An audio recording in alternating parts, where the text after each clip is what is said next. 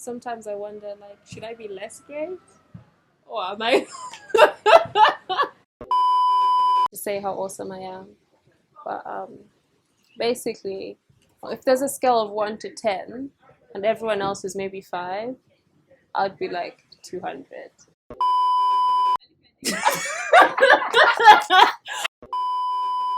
Hey everyone, welcome to my channel. It's just testing, don't worry. Relax. Hi everyone, welcome to I'm so sorry. you know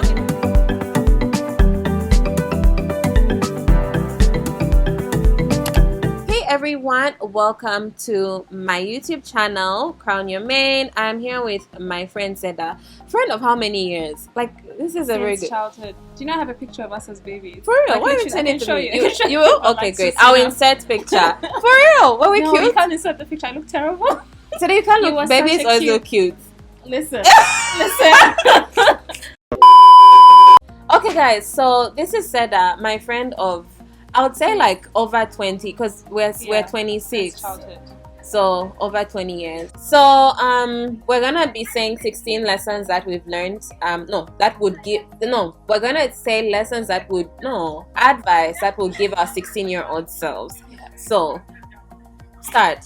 Over to you. You can start. Oh wow, okay, going right in. I think my first thing would be to get a mentor. I like that. Yeah. Look at you. That's good. Like, I really like that. Yeah. That's really good. Like, the thing is, everybody's listening to advice from other 16-year-olds. I hear you. Like, what have they experienced They in know life? nothing. Like, they literally know nothing. That's true. I really like that. And like, I was so afraid to tell my parents certain things. So I feel like I wouldn't have made a lot of the mistakes I had made if I just was open to certain people.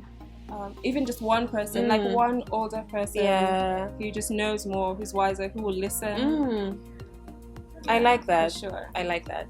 My first one, I didn't write mine down, but I just have a general idea of what I would say. So my first one would be to, I think I'll just dive right into the deep end and start with the relationship one. Yes, girl. I think mine would be like, just forget about it.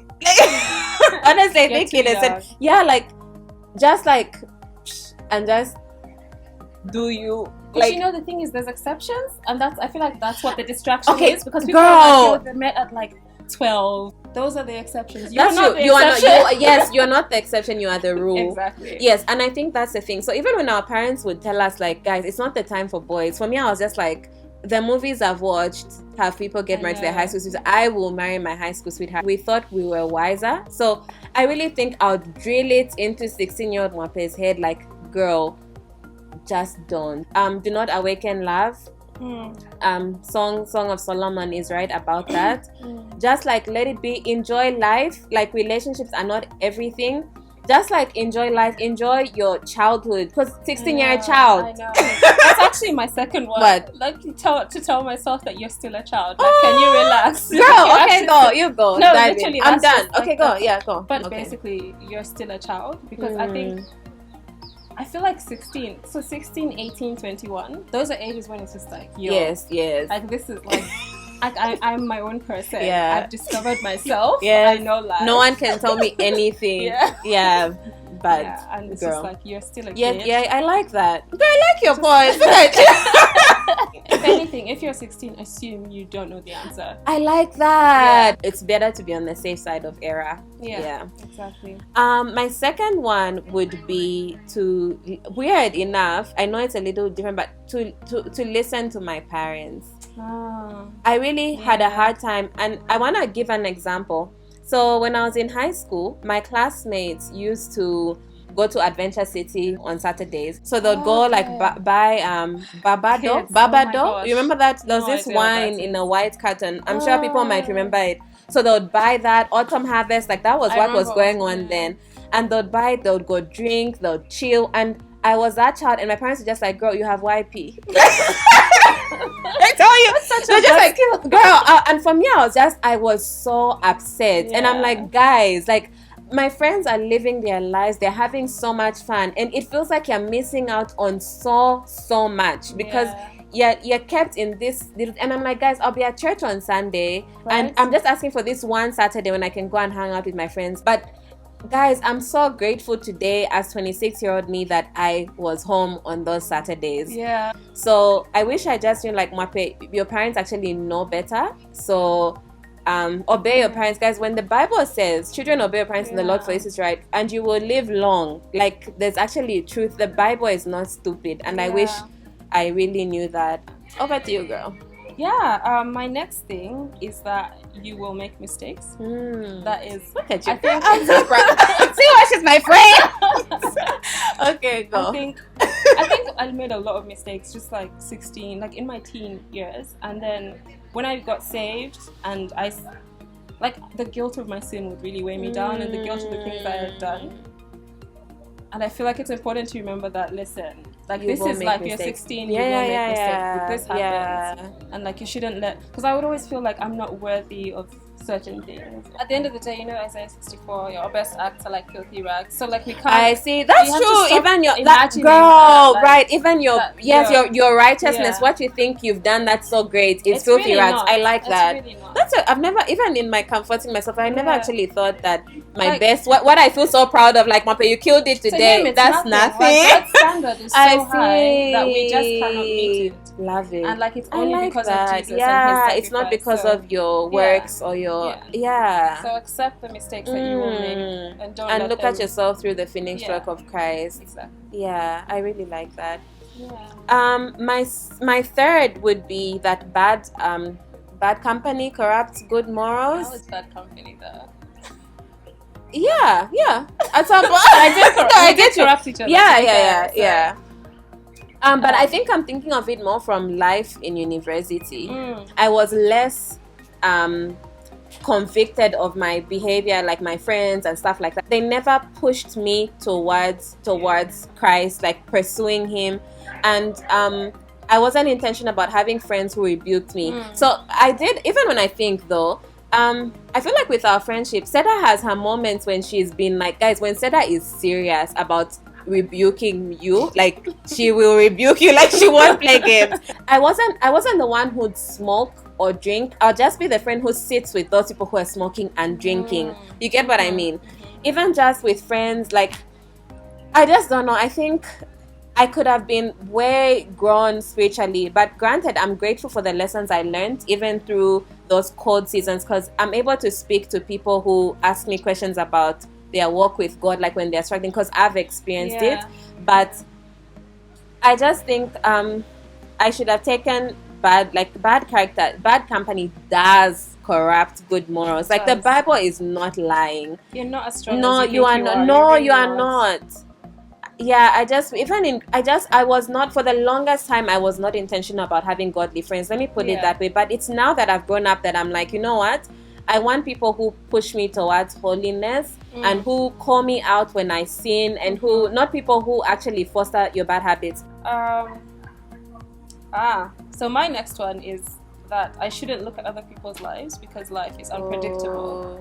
Because I think growing up, which is silly because I kind of knew the facts, but, like, I grew up thinking, like, this is, like, if you do these good things and if you live this way, this is what will happen. Like, you get to uni, you meet the guy, you blah, blah, blah. This is how things happen. Like, you will do well in school if you do this and this. And then I remember, this is probably not 16 though, this is probably 18. Okay, because I remember getting to uni and, like, my life started falling apart, and I'm like, this is. I see. Like, I went through the process, like, and then I look at my friends who are, like, just crazy, and things are working out for them, in a certain way, and I'm just like, what? I hear you. Yeah, so it's important to just realize that life is unpredictable. It's not going to go how you think it will go. Yeah, because your father had a story where he didn't copy, he studied, he was best student. You think, okay, you know what? I won't copy, I'll do all this, but you're not. So it's easy to, like, lose balance because you're like, you know what? I've done all this great. I've done the work. So why am I not reaping that benefit? Without Psalms like Psalm 73 that talks about the wicked prospering. And realizing that it's actually not all things will balance on earth, but it's actually heaven, and God uses those bad circumstances to sanctify us and to make us realize that life is really not a smooth road. Yeah, God's like, timeline far from isn't it. the same as Bro, our timeline. it really It's isn't. Really not. And yeah. At the end of the day, we're not, because even though I say that I followed like a set of rules, I really didn't. Do you know what I mean? So you're not as perfect as you think you are, first of all. That's true. So even if God owed you, which He doesn't, like you true. still don't get what you. Yeah. It's important to just to realize that, because I think actually that's what led me to backslide. It was looking at other people's lives. I'm doing the right thing. Things are not working out. Hold on a second. I see. This God you're telling me is good. It's not good. Do you know I get you. Yeah. So I think just look at your own life, focus on your own life, and just see how God works in your life, and stop comparing yourselves to other people. Agreed. I like that. My fourth, purity. I think when people, it's interesting. Even when you go for youth camps at the age in like between 13 to, those youth camps, I remember the question that people at that age ask, we are daring, so it's like, is kissing okay? Like, how far is too far? Like, we want to know how far you can go without sinning. You get what? Like, we are we want to, yes, very dangerous. Yeah. So we want to excuse sin. You're just finding like, where's the line? Like, yes, so I can be right at girl, the line. yes, and I will stay there. yes, like, which you won't, but like, I will stay at the line. I promise. Yeah. But then you kind of learn as you grow up that in actual fact, holiness is this side. The line that you're looking for is here. So you should actually be trying to back up, way up, so that you are holy, because God is here. The line shouldn't be the same. No, it shouldn't be. No. Yeah. So I think many people would tell you, like, my mom loves to talk about kissing, marriage. What? Like, my mom, that's her jam. I can hear her saying that. My mom would just say, if you're about mention it, like, that was her thing. And I think it just becomes background noise. Yeah, like, you know what? I got this, don't worry. Imagine if you start to kiss at age 13. Guys, you only get married, Lord willing. Let's say people on average get married at 24, 25. So that's actually like 10 years of just kissing. Like, how sustainable is that? I know, right? Yeah. And how many guys will you kiss? And it's like, literally, you're a child. You have no license, right? And you keep getting in a car, turning the engine on and practicing on the accelerator, and then you get your fix, you turn it off, you go in the house. For how many years will you do it before you finally move the handbrake, move the gear, and start driving? But the thing is, even if like you don't eventually do that, using your analogy, like, you'll keep, by the time you actually get to and you're legal, you can do it, you won't enjoy it because you've just raved so many times. Like, Like,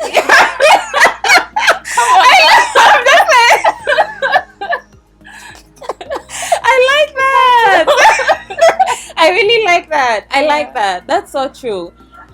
I just wish, I don't know, like, guys, if you haven't, keep it that way. And I know sometimes, because your friends in high school come with all these fun stories about how, girl, I kissed, and there's that guy who everyone thinks is cute, and your friend kissed that guy. Like, guys, just let it be. Like, you are not missing out on anything. And I know it may sound like, because we're 26, so it may sound old, like, they don't know, times have changed. But trust me, times have not changed in that sense. Just don't. I think and there was actually a conversation on this. It's worked for some people. Some people have kissed and they manage. It's normal. In cultures it varies. But trust me, I love the song by Casting Crowds. People never crumble in a day. It's not just kiss, bam, bed, done. Like, no, it's really gradual. Because so if you can just nip it in the bud, I would really tell myself, like, just don't even start, because you're literally firing yourself up and awakening desires that should really be fast asleep in the crib, in the garage, like, not even anywhere inside. So that's a really good one. So if you have ears, listen.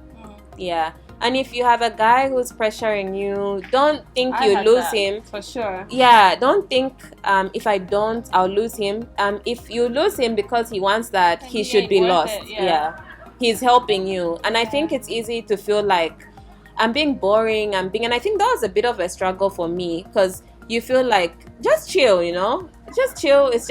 But it's not just. So yeah. Truth be told, we also have desires as females. So I think that's where even a mentor or like a Christian friend comes in, just tell them about it. And maybe you even learn that, be open. And I remember seeing girls in the dark. I remember Dad was talking about that. Most sins they grow in the dark. They are developed in the dark, like how pictures are developed in the dark. So if you can bring it to light, so that someone can help you through it. Be very deliberate about what you're struggling with. Like sins, they confess your sins to each other. Do you know what I mean? You just have to be like, which is difficult. First of all, in the Reformed culture, but then also just in the Zambian culture. I think. Like these things are just kept inside. You just come in here, no, there's a baby, right? That's true. And you're like, when, how? My last one is just praying, to keep praying. So I became a Christian at 16. I feel like I was a weak Christian. I'm still a weak Christian, but I was an incredibly weak Christian for like years. But then I feel like it's like I feel like I was very much a bare minimum Christian. Like I go to church on Sunday, I get you. I have my devotions. I was almost legalistic about having my devotions. I don't think I missed a devotion. I see. It's like ticking a box. So even when you pray, it's not like it's coming from the heart, and you go back. You said you go back to sinning. Like you go back to So it wasn't a real kind of relationship. It's just ticking the boxes. But like I was saying, sanctification is a process. At the end of the day. My last one would be to develop to develop a relationship with God. I think when I became a Christian, at first I was really deliberate about pursuing Christ, but I think eventually I started to just kind of wing it, and I was not intentional about. I think I didn't view it as a relationship with God. It's like, okay, I'm in, like, okay, cool. But I think especially and I was saying, sorry, I had a conversation with Pastor Saidi about this, and I was telling him because I struggled with assurance of salvation, every now and then I was like, am I really a Christian? Like, am I? So he was telling me that doing these good things, or because it doesn't seem and I'm not stopping to sin. So there's this thing, for example, if I struggle with pride and I pray, and tomorrow again I'm back at it, and I'm like, God, didn't we settle this yesterday when we prayed? And he was telling me, it's like the Christian life isn't uphill, like a smooth sailing slope. It's like it's up, it's down, because it's a real life thing, Sometimes you'll be up, sometimes you'll be down. I think the assurance is in the fact that even when you sin, that Holy Spirit conviction is in you. If you don't have a relationship with God, I don't know what you hold on to. I don't know how you would. No, I don't. Especially like with what's going on today. My peace is in the fact that, you know what? I'll talk to God about it, and God can do this. If He doesn't, His grace will be sufficient. And when things fail, which they will, like my hope isn't in this world. Girl, my satisfaction isn't in the things of this world. Not that I don't work hard and strive for things, but it's just not here. Because everything is literally fading. It's vapor. It's not here forever. So I've just been so grateful, especially and learning to enjoy my relationship with Him. I think sometimes when we view it as work, oh, I need to do devotions. I need to, when it's a chore. But I think when you actually start to enjoy your relationship with Christ, I think that's such, and I wish I knew it way back. But at the end of the day, as I've said, I'm grateful that I may not have learned it then, but I'm grateful that lessons I learned in those dry spells, because they're not in vain, and they've helped me with ministering to people. So, Wish I have one more though. Okay, go girl. Boys. I feel like I talked about purity, but boys. I really struggled with being wanted by guys. Like you were wanted? No, I wasn't. Think about it. Just maybe you were comparing yourself. But that's what we normally work with comparison. It wasn't obsessive, but I think in my interaction with guys who gave me even just a little bit of attention, there was clearly desperation. I think that's interesting. I think that was a blessing in disguise, because for me, I got a lot of attention, too much attention. But you don't see it that way at that age. You get what I mean? The thing. You see it as a work thing. And I hated that. when I look at some conversations and I look at the things I put up with, guys, you are valuable, you are worth it. Like, don't undervalue yourself because you're not getting attention from guys, and don't settle for less. Don't pursue guys. Guys will pursue you. And I wanted to pursue, but that's not how God has made us, and that's not. I just wish this one you shouldn't wonder. A guy shouldn't make you wonder what's going on. He should be clear about his intentions, and if he's not, guys, deuces, and that's okay till someone comes who's worthy of your attention. It's also important to remember to not find your value, your worth in relationships and in guys in your career, in whatever I like that. It may be. I like that. And I think that's difficult. It's so hard. I think if somebody had told me that as a 16-year-old, I'd kind of be like, yeah. But that's just really the truth. Do you know what I mean? Like, that's really, like, you will be heartbroken. You'll just be left hurt. I like that's where your value is, because I like those things God can easily just take it away from you. Yeah, guys, thank you so much for watching this video. These are just, even if you are 26, this could apply, and even just from what you've been saying, I'm like, you know, these are good reminders. Even for me at my age, like, this has really been nice. I might have to save this video. I see. Maybe you'll finally watch it till the end, guys. Because I watch your videos. Okay, not like I watch some of your videos, but I always click on your video. Okay. So you guys, don't forget to subscribe. Give this video a thumbs up, and I'll see you in the next video. And thank you, Seda, for visiting my channel. Thanks for having me. This has been fun. It has. Thank you. Reach out to me in the comment section. Oh yeah, let us know what you have learned. Like, even if it's just one lesson that you've learned, let us know. We're happy to hear it. Yeah, so we want to learn as well. Absolutely. Right? Yeah. Learning never ends. So yeah, bye. Bye.